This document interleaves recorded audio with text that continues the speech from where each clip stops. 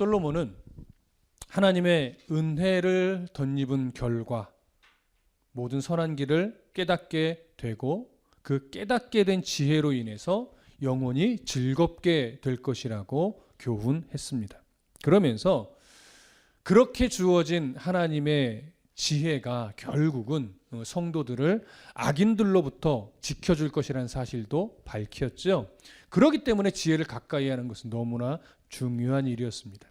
그렇게 지혜가 악인에게서 지켜주는데 오늘은 그 연장선에서 하나님의 지혜가 누구에게로부터 또 지켜주느냐, 바로 성적 타락으로부터 지켜준다는 사실도 이야기를 합니다. 오늘은 그 부분을 살펴볼 겁니다. 자, 2장 16절 한 번만 더 읽겠습니다. 잠언 2장 16절 시작. 지혜가 또 너를 음녀에게서 말로 호리는 이방 계집에게서 구원하리니. 자, 지혜가 이제 음녀에게서 이방 계집에게서 지켜내고 구원해 낸다라고 말을 하는데 여기에 표현된 음녀 누구냐? 히브리어로 보면 이슈아 자라라고 하는 단어를 쓰는데요. 여러 가지 의미로 볼 수 있지만 오늘 본문 안에서는 이방인 출신의 매춘부로 보여집니다. 그런데 이 이방인 출신의 매춘부는 기본적으로 창기와 같이 육적인 음행을 하는 매춘부를 의미하지만 그런 육적 음행을 하는 매춘부에 머무르는 표현이 아니라 이 표현에는 이스라엘을 영적으로 음행하게 만들었던 이방 여인까지도 포함하고 있는 것으로 여겨집니다. 그렇다면 영적으로 음행하게 만든 이방 여인이란 누구를 말하는 거냐?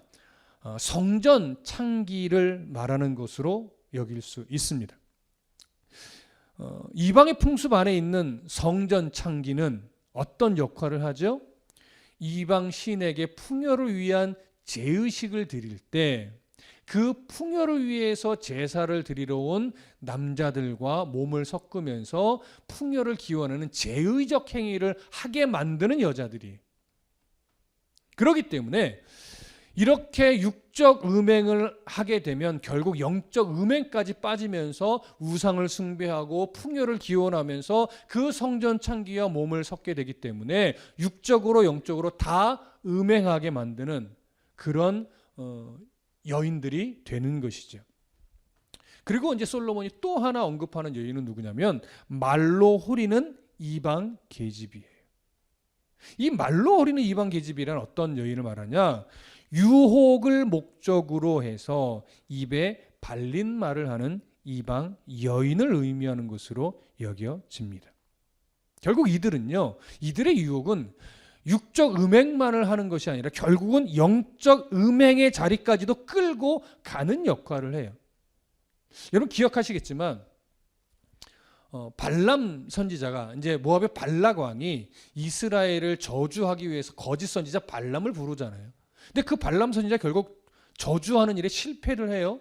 실패를 하고 돌아가는 길에 그 발락 왕이 주고자 했던 그 재물들이 너무 안타까워서 그걸 못 취하는 것이 너무 안타까워서 이스라엘을 넘어뜨리는 묘안을 하나 주는데 그것이 뭐였냐면 이스라엘 남자들은 광야 생활을 오래 했기 때문에 육적으로 어떤 성적 갈급함을 갖고 있다. 그러니까 그들이 가는 길목에 아름다운 처녀들을 있게 한 후에 거기서 아주 야한 춤을 추게 해라.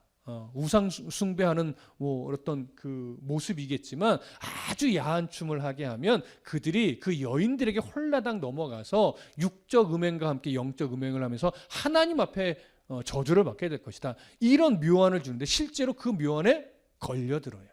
이스라엘 남자들이. 바로 이런 여인들이 어떤 역할을 하는 거예요? 말로 우리는 이방 계집의 역할을 하는 것이고 그러니까 성전 창기와 같은 역할을 하면서 육적인 음행과 영적인 음행을 다 하게 만드는 여인들인 거죠.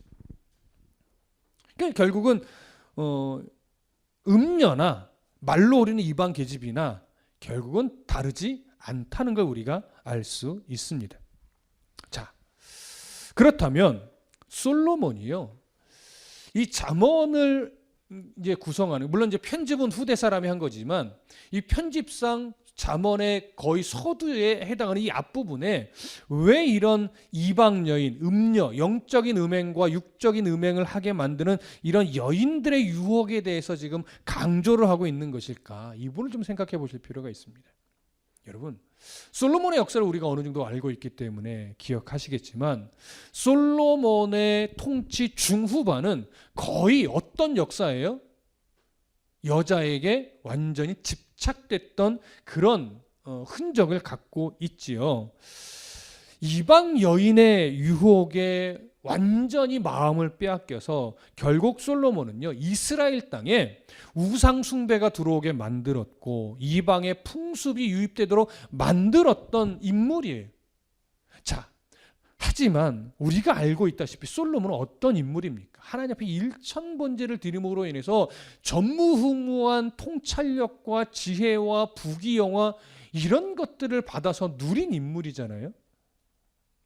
그런데 그렇게 하나님으로부터 일천번제를 드린 후에 지혜를 받고 통찰력을 받고 전무후무한 부귀영화까지 다 받게 된 솔로몬이요, 그 일천번제 이후 30여 년이 지나가자 그 30년을 지나갈 무렵에 어떤 결과를 그가 가지고 있게 됐냐면, 성경을 한 구절을 찾아볼게요. 열왕기상으로 가봅니다. 구약성경 열왕기상 11장으로 가보겠습니다. 구약성경 열왕기상 11장 1절부터 3절까지 보겠습니다. 1절부터 3절까지 찾으셨으면 함께 읽겠습니다. 시작.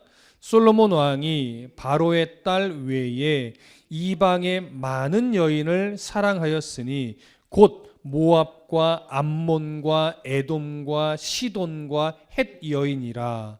여호와께서 일찍이 이 여러 백성에 대하여 이스라엘 자손에게 말씀하시기를 너희는 그들과 서로 통혼하지 말며 그들도 너희와 서로 통혼하게 하지 말라. 그들이 반드시 너희의 마음을 돌려 그들의 신들을 따르게 하리라 하였으나 솔로몬이 그들을 사랑하였더라. 왕은 후궁이 700명이요 첩이 300명이라. 그의 여인들이 왕의 마음을 돌아서게 하였더라. 자, 일천번제를 드리고 30여 년이 지났을 무렵에 이미 어떤 결과를 가지고 있었냐면, 아내만 총 몇 명이라고 성경이 기록해요? 아내만 1000명이에요. 후궁이 700명이고 첩이 300명을 가지고 있는 그런 사람이 되었어요. 그런데 이러한 솔로몬의 사랑에 대해서 성경은 어떤 단어를 쓰냐면 히브리어로 아하브라고 하는 단어를 쓰는데요. 이 아하브라고 하는 단어는 사랑으로 번역되는 단어이긴 하지만 남녀 간의 아름답고 순수한 사랑을 표현하는 단어가 아니고 매우 강한 집착과 욕망을 가진 사랑을 표현하는 단어입니다. 그렇기 때문에 이 단어에는요, 아주 무절제한 성적 욕구가 담겨 있어요. 그런 사랑이에요. 솔로몬은 사실 30여 년 전에 바로의 딸, 애굽의 바로의 딸을 아내로 처음 맞이했었습니다. 이때는 집착하는 사랑은 아니었어요. 아마도 이때는 나름대로 자기의 정치적 어떤 수단이었죠. 그래서 정치적 의도를 가지고 정략 결혼을 한 것이었어요. 하지만 하나님이 기뻐하는 것은 아니었죠. 분명히 실수였지만 그때는 집착적인 사랑으로 한 것이 아니라 나름 정치적 수완으로 했던 일이에요.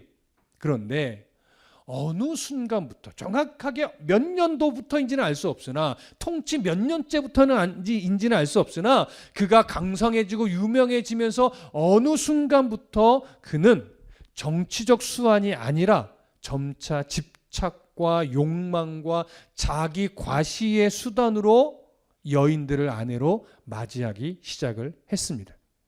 그래서 자기 힘을 이용해서 모압의 공주들, 암몬의 공주들, 에돔의 공주들, 시돈과 헷 여인까지 아내로 맞이했어요. 대표적인 나라들만 언급한 거예요. 이 외에도 여러 곳에서 여인들을 아내로 불러와 맞이했을 겁니다. 오늘 열왕기상 11장에서는요, 이런 솔로몬의 모습을 결국은 이방 여인과의 통혼을 금하는 신명기의 말씀을 정확하게 어긴 것이라고 기록을 하죠. 솔로몬이 모르고 어긴 걸까요? 그럴 리 없죠. 다 알고 있으면서도 이방의 공주들을 계속해서 아내로 맞이한 겁니다. 하나님 말씀을 정면으로 어기고 있는 거죠. 자, 이렇게 무분별하게 이방의 공주들과 결혼한 결과, 조금 전에 언급했듯이 3절에 보면 이 솔로몬은 후궁이 700명이요 첩이 300명이라고 합니다. 후궁 700명은 정식으로 결혼한 여인들이고 첩 300명은 결혼식을 하지 않은 아내들입니다. 700명과는 결혼식을 했고 300명과는 결혼식을 하지 않았죠. 그래서 결국 솔로몬의 부인은 총 1,000명 정도가 되는 거예요. 이것도 정확한 숫자는 아닐 거예요. 그냥 대략 1,000명이라고 표현했을 뿐이지 더 많았을 가능성이 많습니다. 자, 여기서 조금 재밌는 상상을 해보면 솔로몬이 330년 동안 결혼식만 몇 번 한 결과가 될까요? 한 700번 한 거죠. 결혼식만. 물론 많이 잡아서 330년이에요. 어느 시점부터 했는지 모르니까. 그래서 그냥 넓게 30년 동안 결혼식만 700번을 한 건데, 그러면 1년에 평균 몇 번 정도씩 결혼을 한 결과가 될까요? 대략 20번 내외. 1년 동안 맨날 결혼식만 한 것 같아요. 그러니까 한 달에 한 2번 걸로는 결혼식을 올리면서 살아갔던 거예요. 솔로몬이 얼마나 이방 여인에게 집착하며 살았는지 우리가 알 수 있는 대목이죠. 그러다 보니까 종종 우리는 뭐에 놀라냐면, 이야, 이렇게 많은 여인을 아내로 두었다고 하면서 여성도들은 진절머리를 치고 남성도들은 왠지 부러운 듯한 눈빛으로 가끔 보는 그런 시선도 있죠. 좀 우스개 얘기지만, 그러나 중요한 것은 여인들의 숫자 때문에 놀라워해야 되는 것이 아닙니다. 여인들의 숫자 이렇게 많았다는 사실에 놀랄 것이 아니라 정말 중요한 것은 뭐냐면, 여인들에게 집착하게 되면서부터 솔로몬은요, 하나님으로부터 선물로 받았던 지혜, 통찰력, 분별력, 이런 것들이 흐려져 버렸다는 사실이에요. 이게 더 중요한 거예요. 그리고 그렇게 여인들에게 집착하다 보니까 점차 그녀들이 가지고 온 종교들에 대해서 분별력 없이 관용했어요. 그러면서 혼합주의의 문을 열어버린 거예요. 이런 솔로몬이 이 일을 했어요. 1,000명의 부인이 솔로몬 왕의 그 마음 안에 있던 유일하신 하나님만을 섬기는 그 마음을 돌이켜서 하나님으로부터 점차 멀어지게 만든 거죠. 신명기에서 경고했었던 그 멸망의 길을 그대로 걷고 있었던 거예요. 더 큰 문제가 뭔지 아세요? 그렇게 신명기의 말씀을 정면으로 어기면서 멸망의 길을 가고 있는데 자신이 멸망의 길을 가고 있다는 사실을 모르는 거예요. 인정하지 않는 거예요. 자신이 지금 얼마나 악한 행동을 하고 있는지 보지 못하고 있어요.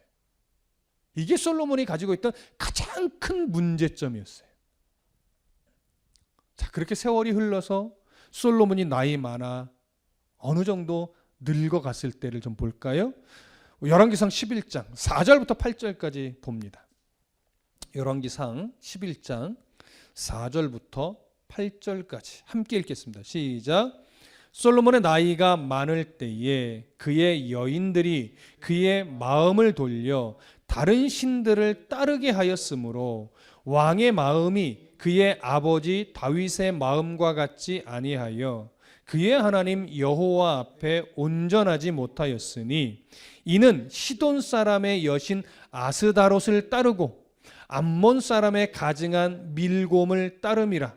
솔로몬이 여호와의 눈앞에서 악을 행하여 그의 아버지 다윗이 여호와를 온전히 따름같이 따르지 아니하고 모압의 가증한 그모스를 위하여 예루살렘 앞산에 산당을 지었고 또 암몬 자손의 가증한 몰록을 위하여 그와 같이 하였으며 그가 또 그의 이방 여인들을 위하여 다 그와 같이 한지라. 그들이 자기의 신들에게 분향하며 제사하였더라. 자, 솔로몬이요, 노년에 이르기까지 계속해서 이 작은 타협을 가볍게 여기며 점차 하나님과 계속 멀어져 갔어요. 그렇게 살았어요. 그 결과 아버지 다윗이 걸어갔던 그 길을 완전히 떠나버리게 됐고, 그러면서 어느 때부터인지 모르겠지만 그 여인들에게 우상을 섬기게 하고 관용을 베풀던 그 모습이 이제는 우상을 함께 섬기는 모습까지 나타나 버린 거예요. 우상을 섬기는 산당도 기꺼이 지어줬어요. 8절을 보니까요, 솔로몬이 그의 이방 여인들을 위해 다 그같이 한지라 이렇게 표현해요. 산당을 지어주고 같이 우상도 섬겼는데 그런 행위를 그 이방 여인들에게 다 똑같이 해줬대요. 그럼 생각해 보십시오. 솔로몬의 아내가 몇 명이에요 지금? 대략 1000명이에요.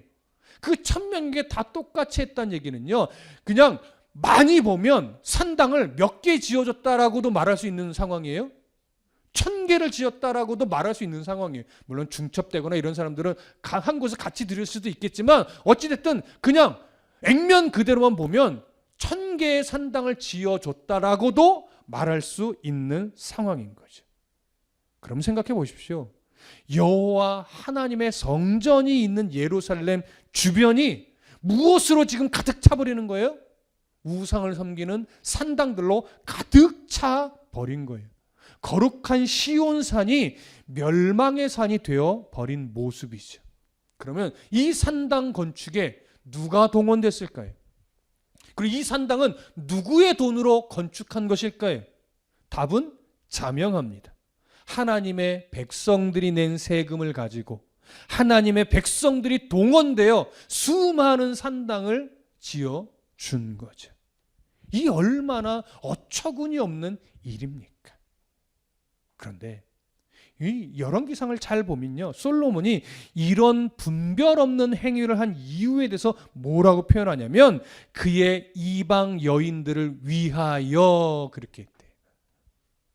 하나님만을 위해서 살아야 하고 하나님만을 위해서 올바르게 통치해야 될 이스라엘의 왕 솔로몬이 하나님을 위하지 않고 집착적으로 사랑했던 그 이방의 여인들을 위하여 하나님이 싫어하는 일을 서슴없이 한 거예요.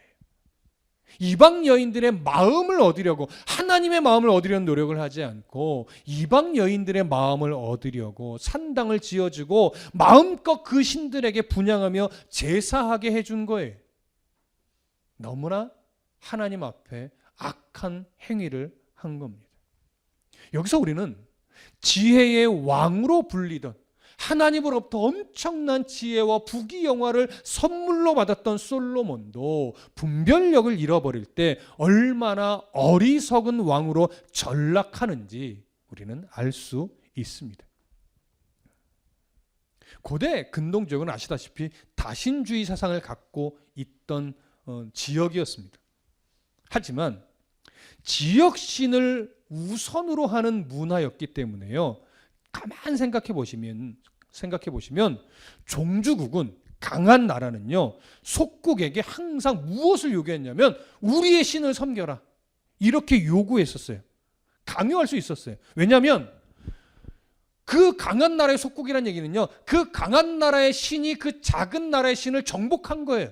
그러니까 얼마든지 너희들 우리의 나라에 지금 지고 속국이 됐으니까 더 강한 우리의 신을 주신으로 섬겨, 이렇게 요구할 수 있었던 거예요. 그게 어떻게 보면 당연한 문화였습니다. 그렇다면 솔로몬은요, 속국들의 작은 나라들의 공주들을 불러들일 때 당연히 무엇을 요구할 할 자격이 돼요? 너희 나라의 신을 버리고 우리나라의 신 여호와 하나님을 섬겨, 그것이 옳다라고 요구할 권리가 있어요, 없어요? 있단 말이에요. 이건 이상한 일이 아니라 굉장히 자연스러운 일이었고, 그렇게 요구하면 그 공주들은 당연히 자신들이 섬기던 우상을 버리고 여호와 하나님을 섬겨야만 하고, 그렇게 요구했으면 아마 섬겼을 거예요.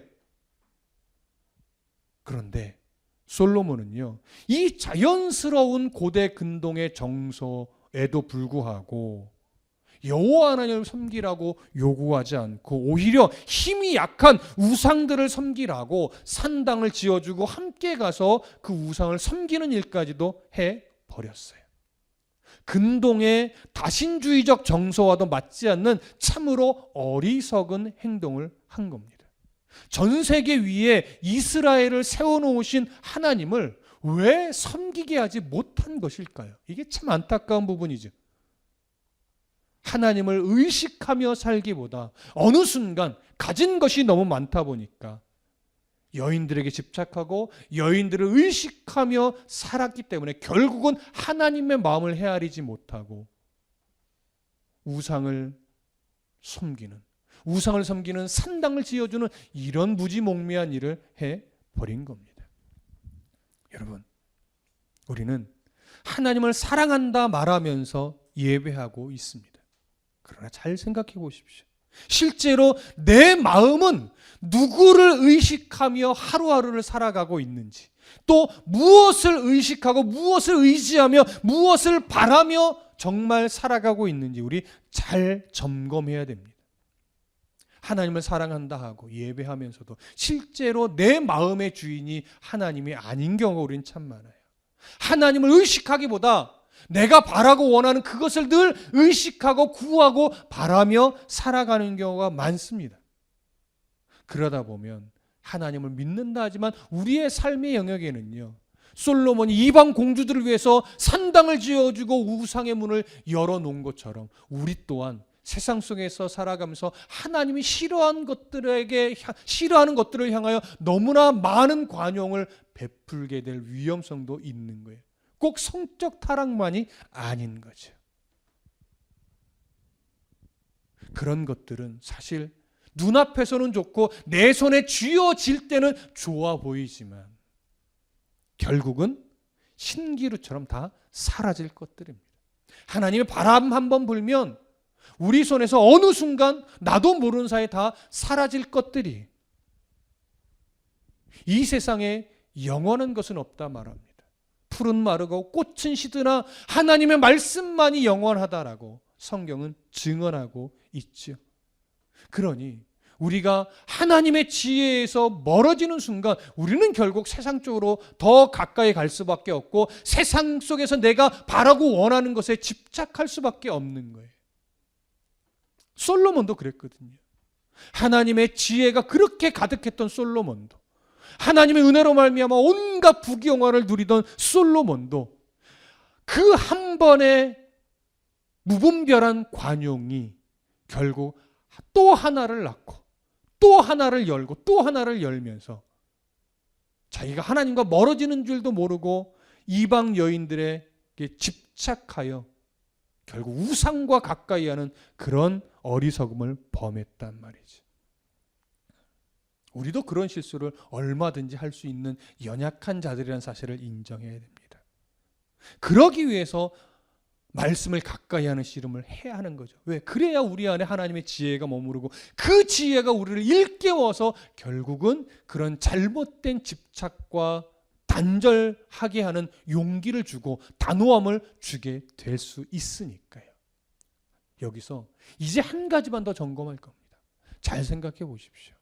솔로몬이 오랜 시간 그렇게 이방 여인들에게 집착하며 산당을 지어주고 우상을 섬기는 자리까지 갈 때 사실은 수십 년 그 악행을 거듭했던 거예요. 자기가 하나님과 멀어진지도 모르고 그는 그저 세상에 가진 모든 것을 가지고 그는 누리며 그냥 살았어요. 그 순간은 얼마나 즐겁고 행복했겠습니까? 그러나 시간이 흘러서 그 모든 것의 허무함을 깨닫게 되는 순간 자기가 얼마나 잘못 살았으며 자기에게 주셨던 하나님의 그 놀라운 지혜를 얼마나 잘못 사용했는지 그는 깨닫게 돼요. 그래서 쓴 책이 뭐예요? 전도서죠. 그래서 전도서의 핵심은 헛되고 헛되니 모든 것이 헛되다는 거예요. 하나님의 지혜를 놓치고 살며 누렸던 모든 것들이 다 헛되다는 고백이 결국은 전도서죠. 그러니까 남는 것은 뭐밖에 없는 거예요? 하나님의 지혜, 하나님의 약속, 하나님의 말씀밖에 없다는 사실을 정확하게 고백하게 되는 것이 전도서예요. 그럼 보십시오. 솔로몬이 스스로 깨달은 걸까요? 여러분, 아니에요. 솔로몬이 똑똑해서 스스로 이 사실을 깨닫고 그 말년에 하나님의 지혜를 노래하게 된 것이 아니란 말이에요. 하나님이요, 그의 마음에 하나님의 은혜를 부어주지 않았으면 그는 끝까지 집착적인 사랑에서 빠져나오지 못했을 거예요. 하나님의 지혜가 악인들로부터 보호하고 여인들로부터 지켜준다는 것은 어떤 의미냐면, 하나님이 처음에 나를 선택하고 내 마음에 심어주었던 그 은혜 있지요. 그 은혜가 우리의 인생을 가운데 섭리하겠지만 우리의 무지와 어리석음과 탐심과 욕심으로 얼룩진 인생을 살아갈 때 하나님이 중간중간 분명히 그를 깨닫게 하기 위한 섭리를 벌이겠지만, 우리가 끝내 돌아오지 않고 끝내 고집을 피우고 끝내 그 욕심에서 허우적대는 인생을 산다면 하나님은 그 하나님의 지혜로 결국은 우리를 끄집어 내신다는 이야기예요. 하나님이 강권적으로 끄집어 내시기도 하지만 하나님이요, 우리에게 그런 섭리의 과정을 베푸실 때 우리가 그 섭리의 과정을 통해서 깨닫고 나오기도 해요. 그러니까 중간에 하나님의 섭리를 내가 깨닫고 바르게 고백하며 나오는 것도 결국 하나님의 은혜 때문인 것이고, 우리가 징그럽게 그 집착과 아집과 고집과 탐욕 속에서 빠져나오지 못할 때 하나님은요, 강권적으로도 또 끌고 나오실 때 그것 또한 너무나 놀라운 은혜인 거예요. 그래서 지혜가 우리를 지키고 지혜가 우리를 보호한다고 하는 거예요. 가만히 있어도 된다라고 하는 것을 말하고 싶은 것이 절대 아니에요.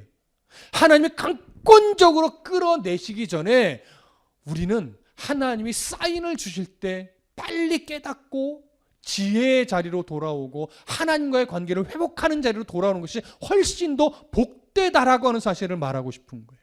솔로몬은요, 너무 늦게 돌아왔어요. 너무나 많은 시간 그 하나님 주신 지혜를 잘못 사용하고 잘못 발휘하며 살았단 말이에요. 솔로몬을 닮으면 안 돼요. 솔로몬처럼 늦게 깨달으면 안 돼요. 조금 더 빨리 깨달아야죠.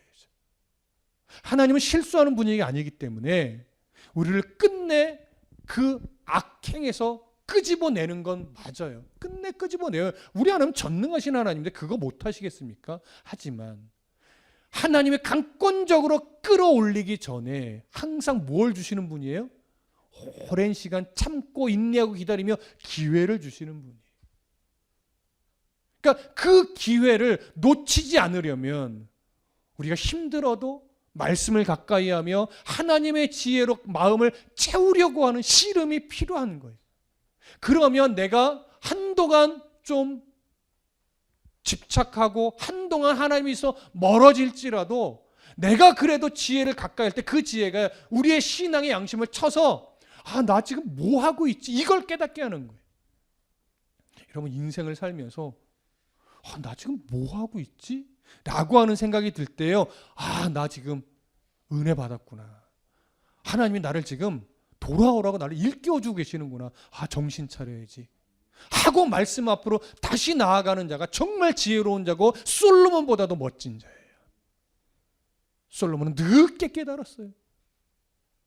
하지만 우리는 인생을 살면서 그래도 예배하고 있기 때문에, 인생을 살면서 그래도 말씀을 읽고 있기 때문에, 그래도 설교를 들으려고 애쓰고 있기 때문에 우리가 조금 엇나가더라도 내가 뭐하고 있지? 이런 생각을 하고 있어요. 여러분, 그런 생각하고 계십니까? 참 복된 자인 거예요. 내가 뭐하고 있지? 말씀으로 채워도 부족한데 내가 지금 뭐하고 있지? 기도로 내 심령을 채워도 부족한데 내가 지금 뭐하고 있지? 그래서 우리가 연초에 그런 말씀 드린 거잖아요. 삶을 조금 정리하셔야 된다고. 너무나 분주하게 살면 내가 뭐하고 있지? 이 생각도 못할 만큼 바쁘게 살면 안 돼요. 내가 지금 뭐하고 있지? 내가 왜 하나님을 기억하지 못하고 있지? 내가 왜 말씀 앞에 내 시간을 쪼개서 내어드리지 못하고 있지? 세상 것들로 내가 너무 가득 차 있구나. 빨리 그것을 비우고 하나님이 기뻐하는 것으로 빨리빨리 채워가야지. 이방 계집에게서 지켜내어주는 그 지혜가 지금 내 안에 있고 그 지혜를 느끼고 있다는 것이 정말 감사한 일이라는 걸 꼭 여러분 마음 깊이 새기시고 이 지혜에서 멀어지지 않도록 내 안에 이미 심겨진 이 지혜를 더 가까이 더 섬세하게 느끼며 살아갈 수 있도록 지금 내가 뭐하고 있지라고 느끼는 이 시간, 또 무엇인가 신앙적 결심을 하는 이 연초에 이제는 솔로몬이 계속해서 한 여인 집착하며 그 집착적인 것을 늘려갈 때 우리는 이제 하나 둘씩 내가 집착하던 것을 뭐 하는 이제 삶을 살아내야 돼요? 하나 둘씩 더 버리는. 솔로몬은 가지려 해서 하나님과 멀어졌지만 이제는 우리는 버리려 하면서 하나님께 더 가까이 나아가는 그런 2023년이 되기를 간절히 소망하고 축복합니다. 기도하겠습니다.